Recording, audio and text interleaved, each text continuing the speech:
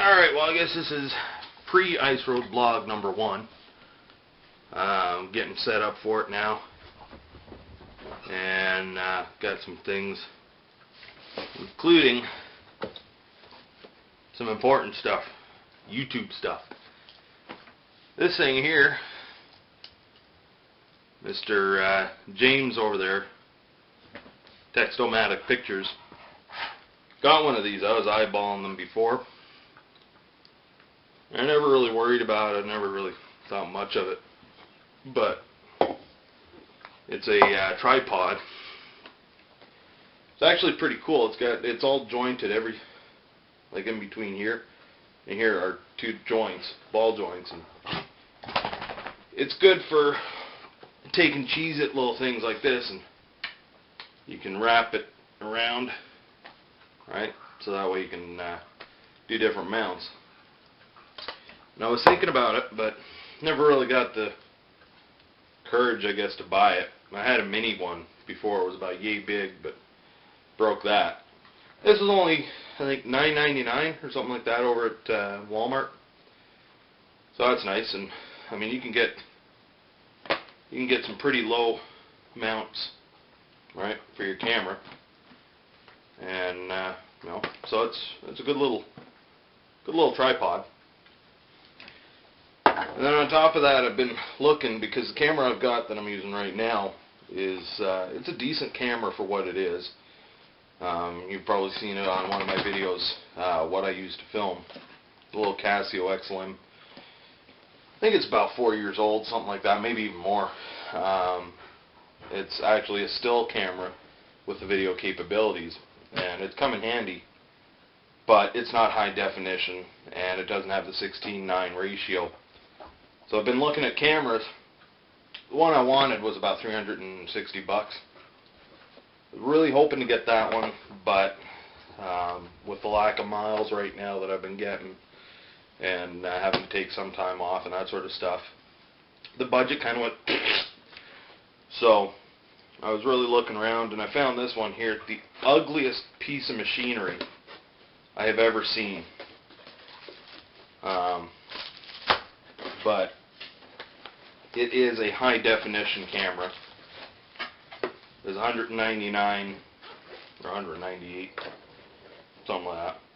$199.84 over at Wally World. And I guess it's not. I like cameras that are, you know, are big, that you can actually use. This here,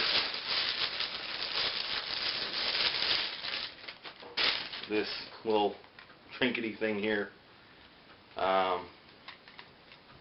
like that, you know.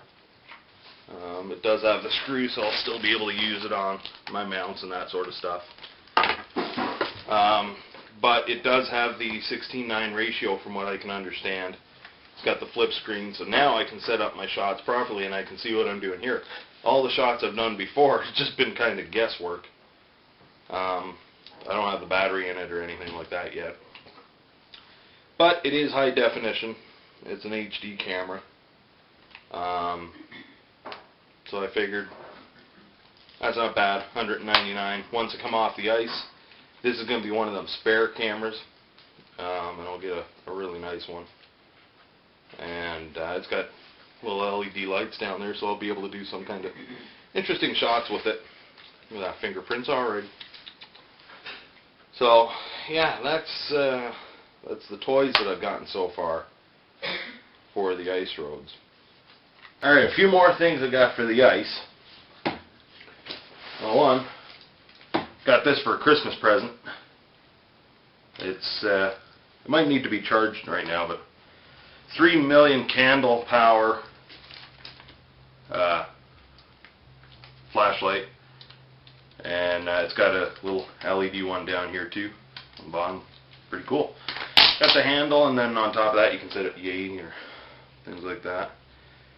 It actually looks as though in the cold that we've had here in Indiana, the bubble has burst, but it's got a little compass up there too, so that's going to come in handy. It's, like I said, rechargeable. It's got both the AC and the 12 volt plugs, so that's going to come in handy.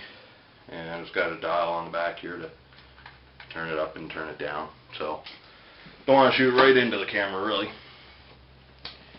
And then I got, let me see, I got one of these things here. This will be good. I got the orange just because, you know, the more visible I can be. There's different ways you can have this thing. I've got it where you tuck, because it's got a huge long neck. But the reason I got it was when I saw it in the mall, the way they had it displayed was you poke this up and through, right? It's kind of sort of like so, and then you stick it up and over your head, right? And then there you go. See, I got it up too high. But see, then it'll kind of cover the majority of the head. And then I got a real hat, not Eskimo's, but mine. It's a lot thicker. It's got the real fur inside, and then the denim. It was probably the thickest one they had. Can't remember what it was rated to, but I figure that on top of this here, right? And things start getting tighter. You can't really breathe. And then I got a nice thick jacket. I don't have that in here right now, but I've also got one of those reflective vests. But my friend, who retired from being a transit supervisor, had part of his old uniform. Now it does say transit on the back, and you don't really want to take it off, just because the weatherproof would be pretty much not so weatherproof anymore, and then it's got supervisor up here.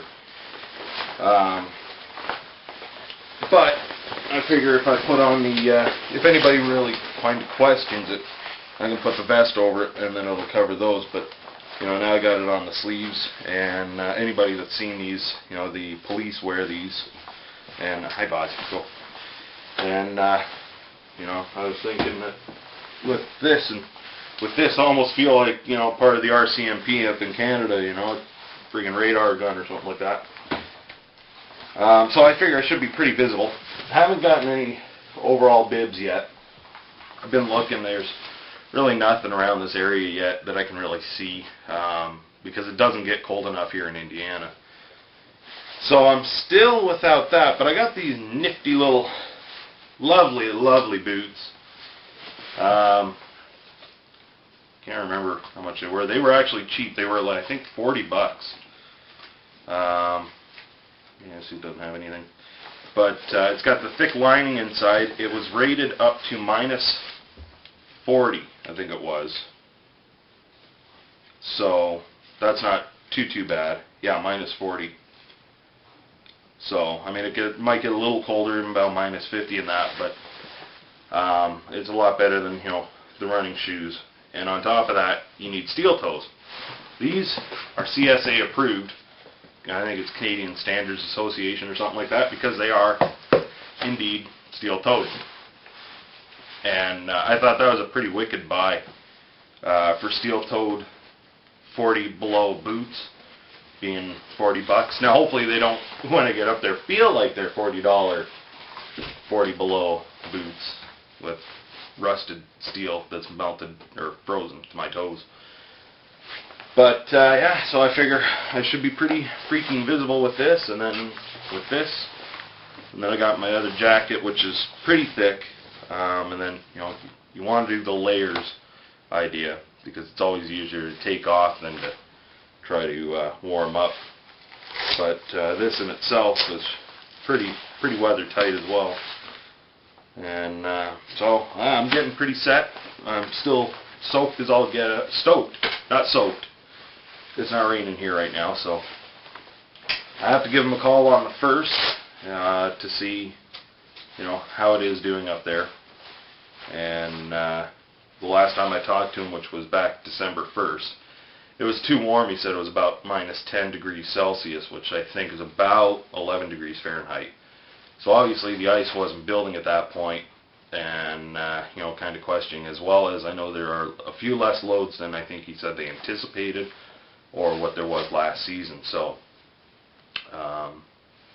nonetheless, I think by now I've gone through some pretty cold weather up through Winnipeg. I know, one of my friends here on YouTube that lives in the Peg has said that it's gotten to, like minus 42, at least with the wind chills or something like that. So it should be building now, and I think if anything, the season's just going to be postponed about, a couple of weeks or so.